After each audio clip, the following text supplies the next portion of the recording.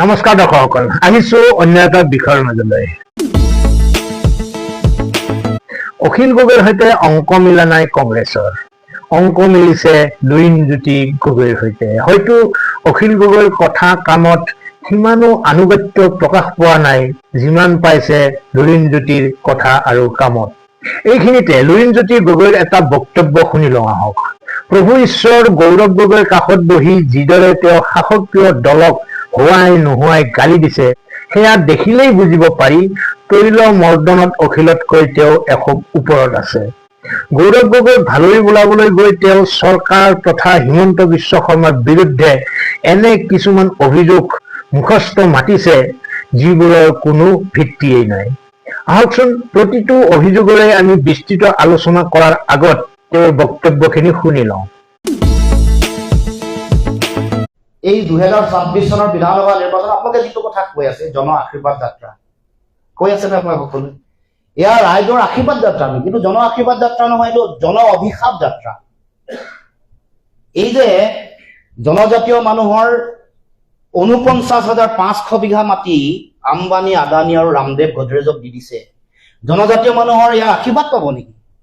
এই যে মুখ্যমন্ত্ৰীৰ পৰিয়ালে দুৰ্নীতি কৰি আছে, সম্পত্তিৰ অবাধ তেওঁলোকে মানে লাখ লাখ হাজাৰ হাজাৰ কোটি টকাৰ তেওঁলোকৰ বিভিন্ন সম্পত্তি ইফাল সিফাল, জনগণৰ ইয়াত কি আশীৰ্বাদ পাব? জনগণৰ অভিশাপ পাব।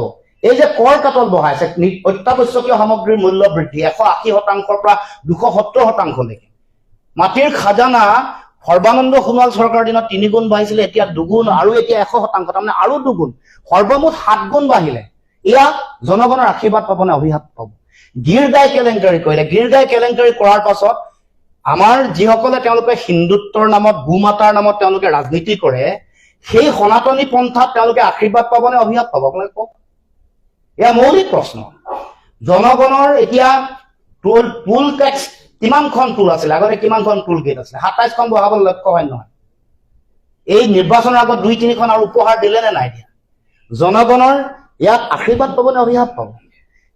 লাইটৰ বিল তেওঁলোকে প্ৰথমতে কেইবাবাৰো বঢ়াই নি শেষত স্মাৰ্ট ডকাইট লগাই দিলে, স্মাৰ্ট মিটাৰ লগাই দিলে, হয় নহয়? জনগণৰ আশীৰ্বাদ পাব নে অভিশাপ পাব? গতিকে এইবোৰ কথা অসম চুক্তিৰ 6 নম্বৰ দফা আজিলৈকে কাৰ্যকৰী নকৰিলে, বানপানী গৰাখহনীয়া ৰাষ্ট্ৰীয় সমস্যা হিচাপে সমাধান নকৰিলে, অসম চুক্তিৰ প্ৰতিটো দফা কাৰ্যকৰী কৰিম বুলি কৈ নকৰিলে, 16 মে'ৰ পিছত বিদেশী তাৰি টোপোলা বান্ধি যাব লাগিব বুলি কৈ তেওঁলোকে বিদেশীক নেখেদিলে, ৰাজহুৱা খণ্ডৰ উদ্যোগসমূহক পুনৰুজ্জীৱিত কৰিম বুলি কৈ বিক্ৰী কৰিলে। আটাইতকৈ ডাঙৰ কথা, নিৰ্বাচনৰ আগত জুবিনদাৰ হত্যাৰ ন্যায় দিম বুলি কৈ নিদিলে, জনগণৰ আশীৰ্বাদ পাব নে অভিশাপ পাব? কওক আপোনালোকে। এয়া জন আশীৰ্বাদ যাত্ৰা নহয়, এয়া জন অভিশাপ যাত্ৰা বুলি আজিৰ পৰা লিপিবদ্ধ হ'ব লাগে, আজিৰ পৰা চিহ্নিত হ'ব। গতিকে ৰাইজ, এয়া জন আশীৰ্বাদ যাত্ৰা নহয়, আৰু জনগণে দিব লগা আশীৰ্বাদ দি আছে। 26ৰ নিৰ্বাচনত অহা 7 আৰু 10 বা 11 তাৰিখৰ ভিতৰত হ'বতো নিৰ্বাচন। ইয়াত জনতাৰ যি অভিশাপ তেওঁলোকে EVM বাকচৰ ভিতৰত তেওঁলোকে চিলমোহৰ মাৰি ভৰাই। দৰ্শকসকল, মুখ্যমন্ত্ৰীৰ জন আশীৰ্বাদ যাত্ৰাক জন অভিশাপ যাত্ৰা আখ্যা দিছে লুৰিণজ্যোতি গগৈয়ে। কিয়নো ৰাজ্যৰ হাজাৰ হাজাৰ বিঘা মাটি আদানী আম্বানীক গতাই দিছে হিমন্ত বিশ্ব শৰ্মাই।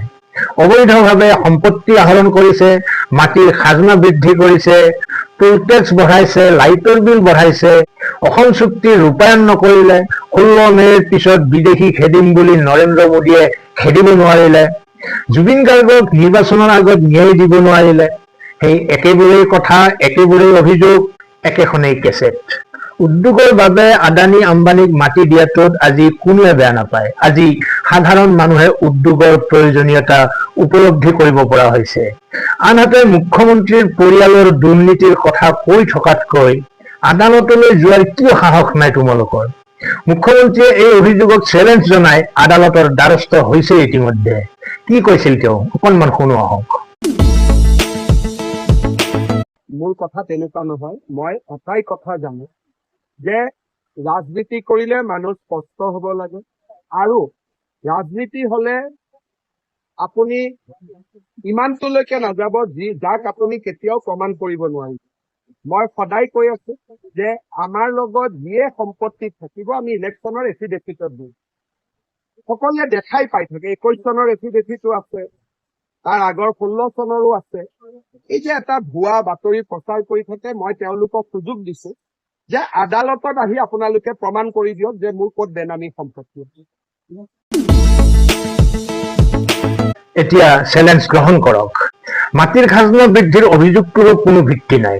মুখ্যমন্ত্ৰীৰ মুখেৰে শুনক। কেনেকে বৃদ্ধি হ'ব খাজানা? খাজানা বৃদ্ধি হলেতো কেবিনেট হ'ব লাগিব। খাজানা বৃদ্ধি হলেতো মই জানিব লাগিব। মইতো কেবিনেটত যি হয় এইটো কথা আপোনালোকক কৈয়ে দিওঁ।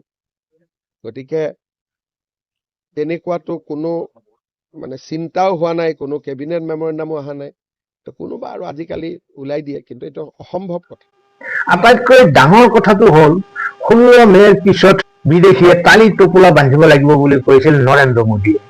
এই কথাটো প্ৰায়ে উল্লেখ কৰি থাকে লুৰিণজ্যোতি গগৈয়ে। যি কংগ্ৰেছে 70 বছৰীয়া শাসন কালত অবৈধ বিদেশীৰে ভৰাই পেলালে অসম, যি কংগ্ৰেছে সেই বিদেশী বহিষ্কাৰৰ দাবীত ৰাজপথলৈ ওলোৱা 855 জন ডেকাক কুকুৰ শিয়ালৰ দৰে মাৰি পেলালে, সেই কংগ্ৰেছ দলৰ লগ লাগি সেই কংগ্ৰেছ দলৰ নেতাক তোষামোদ কৰিবলৈ লুৰিণজ্যোতি গগৈয়ে প্ৰশ্ন উত্থাপন কৰিছে নৰেন্দ্ৰ মোদীক যে বিদেশী খেদিম বুলি কিয় খেদিব নোৱাৰিলে। কেনে হাস্যকৰ কথা ভাবকচোন। বিদেশী বহিষ্কাৰৰ বাটত যিটো দলে প্ৰচণ্ড হেঙাৰ হৈ থিয় দি আহিছে, সেইটো দলৰ তলুৱা চেলেপি বিদেশী খেদাৰ পক্ষত কাম কৰি থকা দলৰ নেতাক সমালোচনা কৰি কি ৰাজনৈতিক ভৱিষ্যত গঢ়িব খুজিছে লুৰিণজ্যোতি গগৈয়ে তেওঁ নিজেহে জানিব। তেওঁ জুবিনকলৈও ৰাজনীতি কৰিব এৰা নাই।